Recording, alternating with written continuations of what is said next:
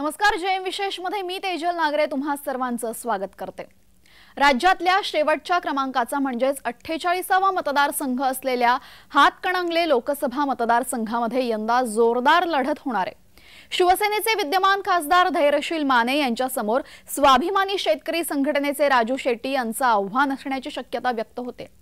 ऐनवेळी काही राजकीय गणित जर जुळली तर निवडणुकीच्या आखाड्यात राष्ट्रवादीचे प्रदेशाध्यक्ष जयंत पाटील यांचे पुत्र प्रतीक पाटीलही उतरण्याची चर्चा आहे. धैर्यशील माने आणि राजू शेट्टी यांच्यातील लढत तर निश्चित आहे, पण शिवबाठाने जर राजू शेट्टी यांना पाठिंबा न देता दुसऱ्या कुणाला संधी दिली तर या ठिकाणी तिरंगी लढत होण्याची शक्यता आहे. काय घडतंय या निमित्ताने पाहूयात आजच्या जयम विशेषमध्ये. हातकणंगले लोकसभा मतदारसंघ हा कोल्हापूर आणि सांगली या दोन जिल्ह्यांमधील 6 विधानसभा मतदारसंघात विभागला गेला आहे. दरम्यान हातकणंगले लोकसभा मतदारसंघामध्ये कोणते विधानसभा मतदारसंघ येतात आणि तिथे कोणत्या पक्षाचे कोण आमदार आहेत हे आपण एकदा पाहूयात. शाहूवाडीमध्ये आमदार आहेत विनय कोरे, जे जनसुराज्याचे आहेत, जे भाजपाला पाठिंबा देत आहेत. हातकणंगलेमध्ये आहेत राजू आवळे, काँग्रेसचे आमदार. इचलकरंजीमध्ये आहे प्रकाश आवाडे, अपक्ष आमदार, मात्र भाजपाला पाठिंबा आहे.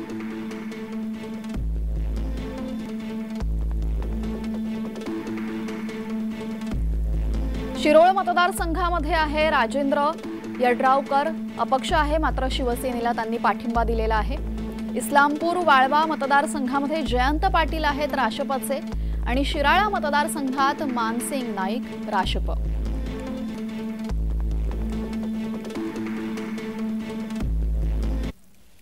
तर आत्ताच आपण पाहिलं हातकणंगले लोकसभा मतदारसंघ 6 विधानसभा मतदारसंघात विभागला गेलाय.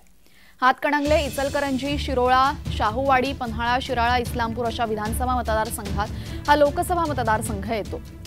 शिराळा इस्लामपूर ही सांगली जिल्ह्यातील असून इथं लोकसभेचं कार्यक्षेत्र 2 जिल्ह्यांमध्ये विभागलं गेलंय. सांगली जिल्ह्यातील शिराळा आणि इस्लामपूर हे विधानसभा मतदारसंघ यामध्ये येतात. हातकणंगले लोकसभा मतदारसंघ 6 विधानसभा मतदारसंघात विभागलेला असून या ठिकाणी जेही आमदार आहेत त्या सर्व आमदार नक्की कोणत्या पक्षाचे आहेत आणि पाठिंबा कोणाला आहे हे आपण पाहिलं.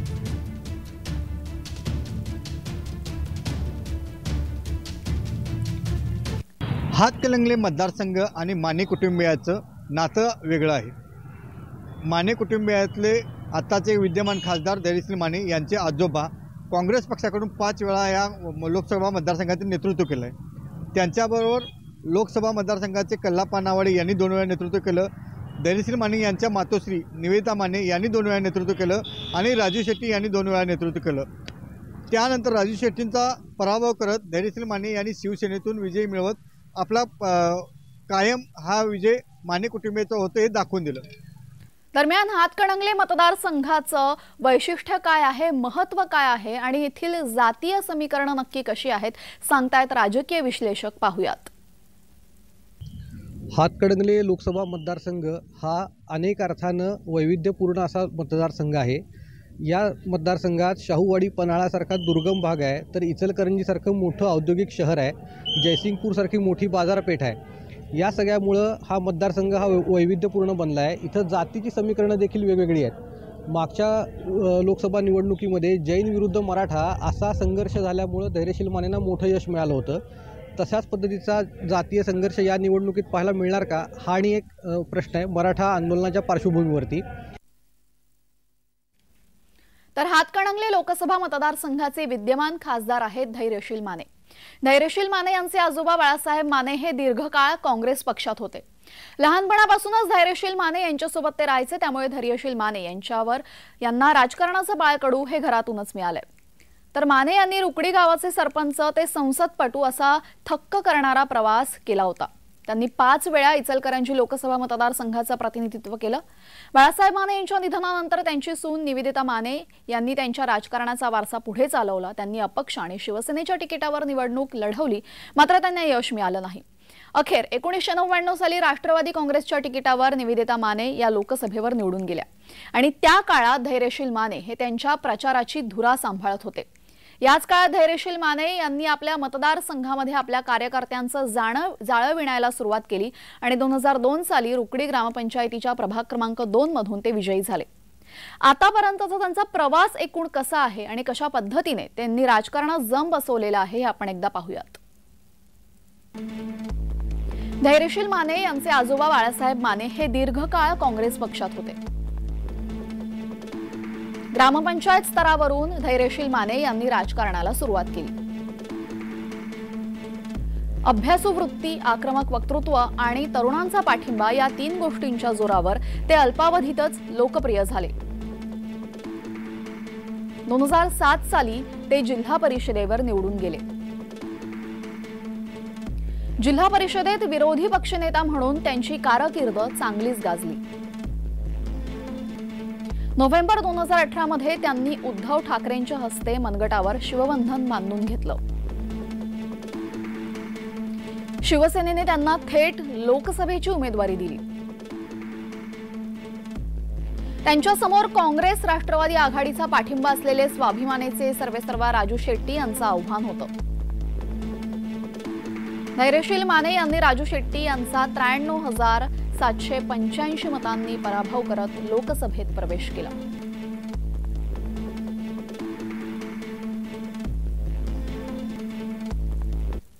तर धैर्यशील माने यांचे आजोबा बाळासाहेब माने यांनी हातकणंगले लोकसभा मतदारसंघाचे सलग 5 वेळा नेतृत्व केलेले। त्यानंतर कल्लाप्पण्णा आवडे यांनी 2 वेळा, धैर्यशील माने यांच्या आई निवेदिता माने यांनी 2 वेळा, तर शेतकरी नेते राजू शेट्टी यांनी 2 वेळा या मतदारसंघाचं नेतृत्व केलेलं आहे। 2019ला कडवा आव्हान देऊन धैर्यशील माने हे विजयी झाले। सध्याच्या परिस्थितीला महाविकास आघाडीकडून राजू शेट्टी यांना उमेदवारीची गळ घातली जात आहे, पण राजू शेट्टी हे स्वतंत्र शेतकरी संघटनातून उभा राहणार असल्याचं वारंवार सांगतायत। तर महायुतीतून विद्यमान खासदार धैर्यशील माने हे उमेदवार असतील असं आतापर्यंतचं तरी चित्र आहे। हातकणंगले मतदारसंघ हा ऊस पट्ट्यातील प्रमुख भाग आहे, त्यामुळे ऊसाच्या राजकारणाचा थेट परिणाम मतांच्या राजकारणावर होतो। पश्चिम महाराष्ट्रातील ऊस दराचा प्रश्न खऱ्या अर्थाने कोणी मोठा केला असेल तर तो राजू शेट्टी यांनी। ऊस दर आणि दूध दराच्या आंदोलनामुळे इथल्या शेतकऱ्यांना फायदा झाला आणि शेतकरी संघटित झाला आणि त्याच जोरावर राजू शेट्टी हे आमदार झाले आणि 2दा खासदार झाले।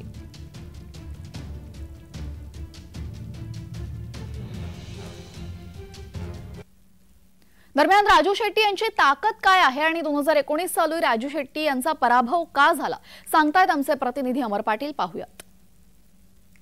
शेतकऱ्यांच्या चळवळीचे नेतृत्व म्हणून राजू शेट्टी यांचा आगमन झालं। त्यांनी आमदारकी केली आणि खासदारकी 2 वेळा केली।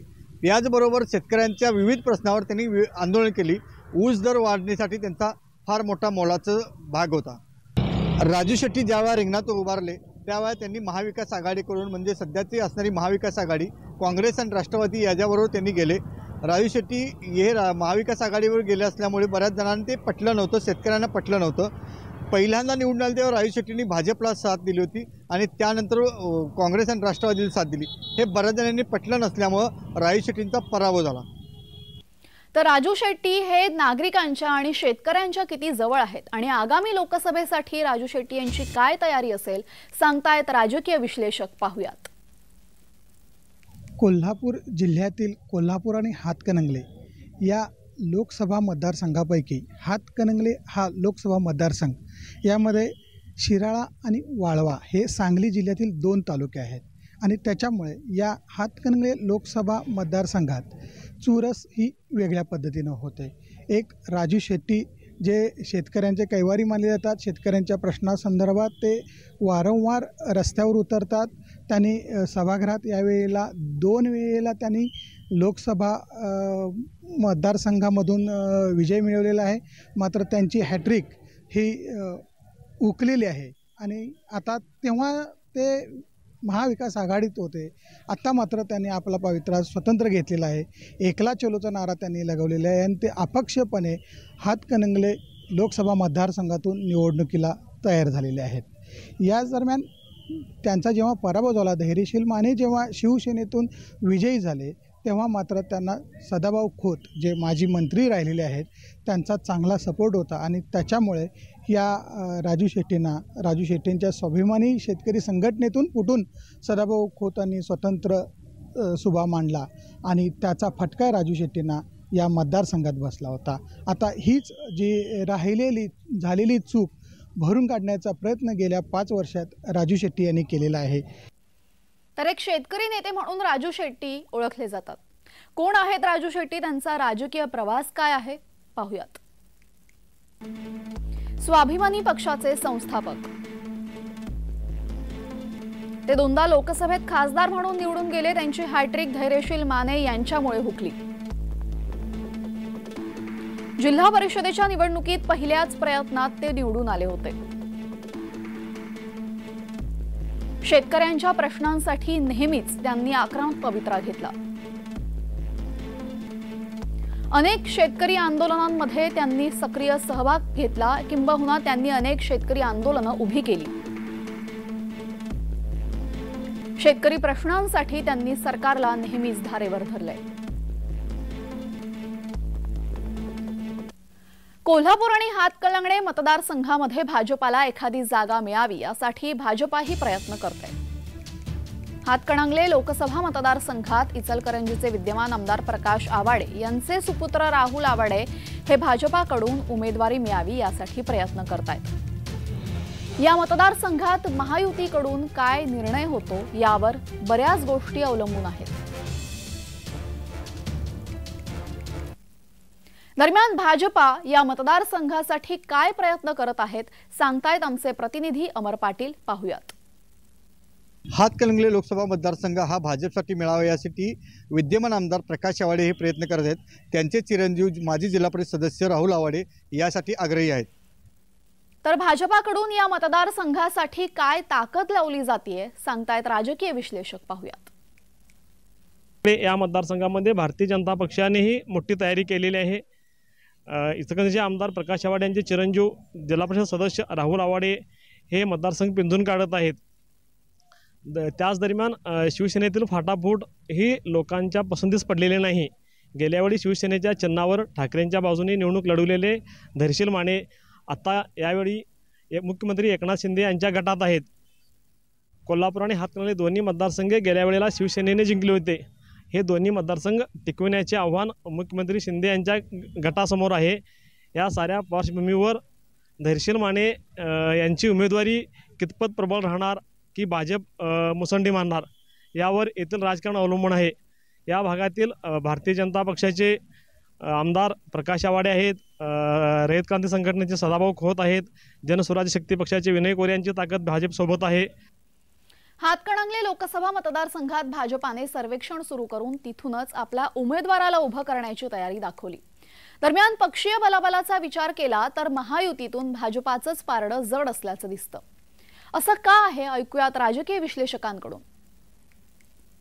लोकसभा मतदारसंघातल्या विधानसभेच्या पक्षीय बलाबलाची जर का आपण आढावा घेतला तर असं लक्षात येतं की शिराळा आणि वाळवा मतदारसंघामध्ये भारतीय जनता पार्टीची ताकद वाढत आहे। तिथं महाडिकांचा मोठा गट सध्या भाजपबरोबर आहे। त्यानंतर शाहूवाडी पन्हाळ्याचे आमदार विनय कोरे हे सध्या महायुतीचे घटक आहेत। शिरोळ तालुक्यातले माजी मंत्री यड्रावकर हे देखील महायुतीचे घटक आहेत। इचलकरंजी विधानसभा मतदारसंघामध्ये सुरेश हळवणकर आणि प्रकाश आवाडे हे दोघंही सध्या भाजपसोबतच आहेत।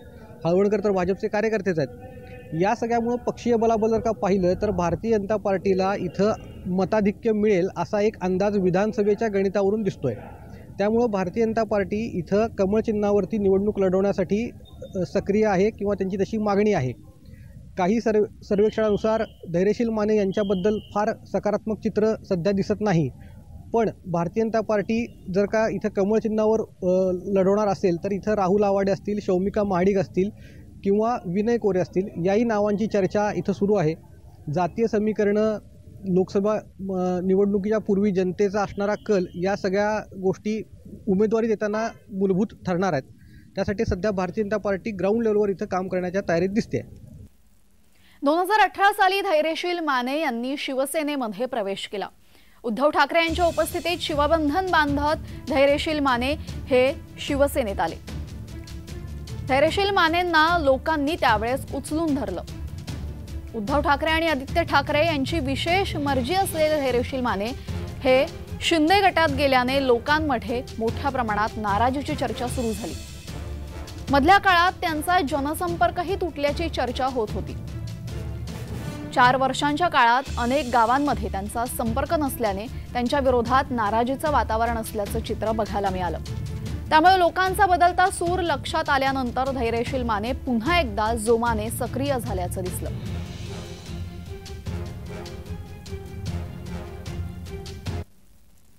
भाजपाने लोकसभेसाठी तर तयारी सुरूच केलेली आहे आणि लोकसभेसाठी तयारी करत असताना भाजपा ठिकठिकाणी सर्वेक्षण करते।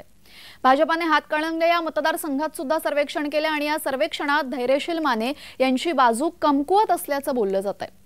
गेल्या 5 वर्षात माने यांनी या भागाचा म्हणावा तितका विकास घडवून आणलेला नसल्याची चर्चा सुद्धा लोकांमध्ये आहे। त्यासोबतच ते उद्धव यांना सोडून शिंदेंकडे गेले, त्यामुळे सुद्धा नाराजी दिसते।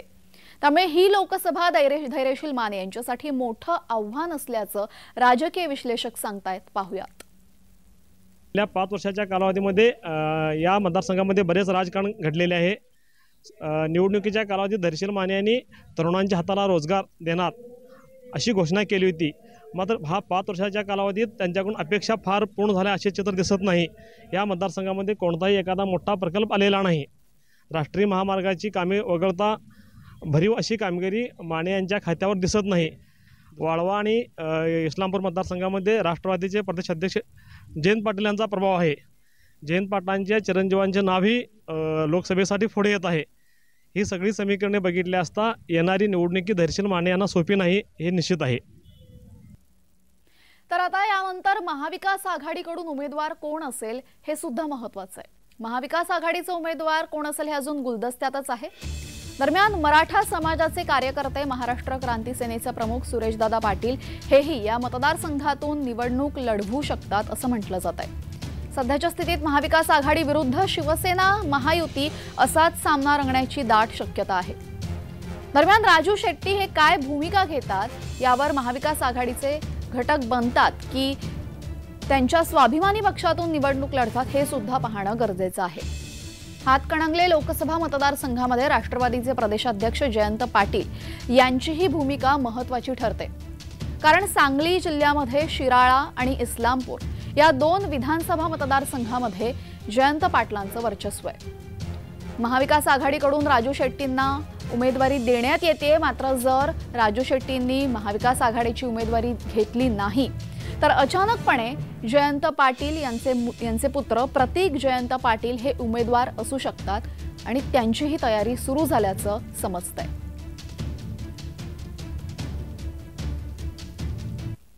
दरम्यान हातकणंगले मतदारसंघामध्ये महाविकास आघाडीची काय तयारी सुरू आहे ऐकूयात राजकीय विश्लेषकांकडून। महाविकास आघाडीने आपली तिथे ताकद निर्माण करण्याचा प्रयत्न केलेला आहे। राष्ट्रवादी काँग्रेसचे शरद पवार गटाचे प्रदेशाध्यक्ष जे होते माजी मंत्री आहेत जयंत पाटील यांच्या मुलालाही तिथं उमेदवारी देण्याचा प्रयत्न चाललेला आहे। मात्र किती जरी झालं तर हातकणंगले आणि हातकणंगले लोकसभेत जे शिराळ आणि वाळवा 2 तालुके आहेत त्यांचा काही प्रमाणात प्रभाव या मतदारसंघावर आता पडत आहे। यामुळे ही भाजपला हातकणंगले लोकसभा मतदारसंघ भाजपला मिळावा यासाठी अनेक नेतेही आक्रमक आहेत। वेगवेगळ्या भाषणातून त्यांनी त्यांची मागणी केलेली आहे। मात्र विद्यमान खासदार आहेत ते शिवसेनेतून आता शिंदेगडात गेलेत आणि मूळ शिवसेनेचे झालेले आहेत। त्यांना पुन्हा उमेदवारी मिळणार आहे की भाजप हा मतदारसंघ आपल्याकडे घेणार आहे की राजू शेट्टी एकलाच चलो म्हणून त्यांना महाविकास आघाडी पाठिंबा देणार आहे, या सर्व मुद्द्यावर हातकणंगले लोकसभा मतदारसंघातील पुढील नेतृत्व पुढे येणार आहे। तर या मतदारसंघामध्ये भाजपाची भूमिका आता महत्त्वाची ठरते। भाजपाकडून माजी जिल्हा परिषद राहुल आवाडे हे उमेदवारीसाठी आग्रह करतायत। त्यांचे वडील विद्यमान आमदार प्रकाश आवाडे हे जाहीररित्या विद्यमान खासदारांनी काय कामं केली याचा लेखाजोखा मांडतायत। त्यामुळे या मतदारसंघात विद्यमान खासदारांना उमेदवारी मिळेल का की भाजपाला उमेदवारी मिळेल हा मोठा प्रश्न आहे। दरम्यान प्रकाश आवाडे काय म्हणतायत पाहूयात। आम्ही धोका देणाऱ्यापैकी दोघेही नाही एवढं सांगतो। बाकीचं काय समजून घ्यायचं तुम्ही घ्या. आम्ही धोका देणाऱ्यापैकी नाही. जे चांगलं असेल ते चांगलं म्हणणार आम्ही, पण चांगलं असल्याशिवाय लोक चालवून घेणार नाहीत. आता तुम्ही जबरदस्ती करायला गेला तर लोक ऐकायच्या मनस्थितीत नाहीत. मुकुंदराव, तुम्ही गावागावात फिरायलायचा, आता लक्षात येत असेल विकसित भारत आणि त्याच्याबरोबर दुसरं मोदींचं चित्र आणि बटन दाबायचं शिकवायला चाललायचं. ते लोक सांगतात की नाही हळूच बदला म्हणून. खरं सांगायचं माहिती आहे. आणि तुम्ही पुढे डावात घेत नाहीसा हे बी माहिती आहे आम्हाला. काय त्यात आहे, हा एवढं काही झाकून नाही. हलगी बिलगी आम्ही बघितले, हलगी कसली असते. हलगी वाढवायची आणि तुमची फुटत्या. तिथं पहिला टोका पडायच्या आधी ते कापड फाटलेलं असतं आणि कातडा असला तर ते बी फाटलेलं असतं.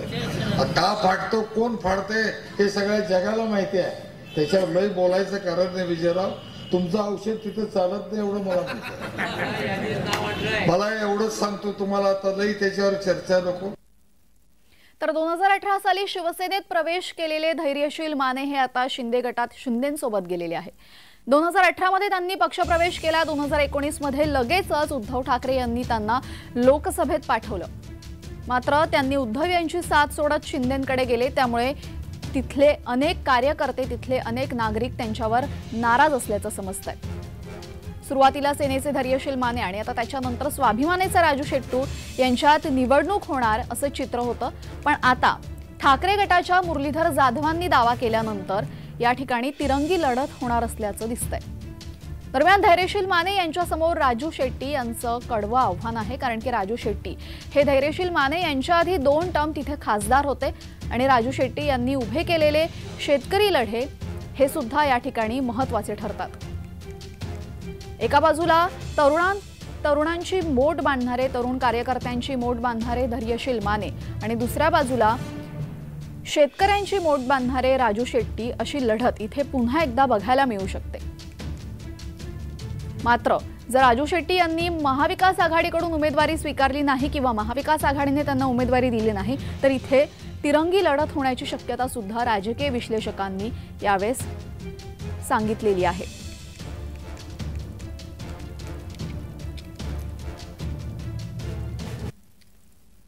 तर एकूणच हातकणंगले लोकसभा मतदारसंघामध्ये कशी लढत असू शकते, कोण उमेदवार असू शकतात आणि शेवटी काय होऊ शकतं या संदर्भात आमचे प्रतिनिधी काय सांगतायत पाहूयात. हातकणंगले लोकसभा मतदारसंघ हा भाजपसाठी जातो का शिवसेना आपल्याकडे ठेवते हे पाहणं गरजेचं आहे. त्याचबरोबर भाजपची ज्या पद्धतीने तयारी चालू आहे त्या पद्धतीनं भाजपला हा मतदारसंघ केला तर भाजपची ताकद वाढलेली आहे आणि विजयाकडे वाटचाल होईल असंही दिसतं. विश्लेषकांनी सगळ्या सांगितलेलं आहे की भाजपची ताकद वाढलेली आहे. भाजपबरोबर सगळे आमदार आहेत. त्यामुळे धैर्यशील माने यांच्यापुढे कडवं आव्हान आहे. त्यांना उमेदवारी टिकवण्यापासून विजयापर्यंत जाण्यासाठी त्यांचं फारच मोलाचं आव्हान त्यांना पार करायचं आहे. अमरसिंह पाटील, जय महाराष्ट्र, कोल्हापूर. यासह जय विशेषमध्ये वेळ झालेली आहे. इथेच थांबण्याची सर्व प्रेक्षकांना जय महाराष्ट्र.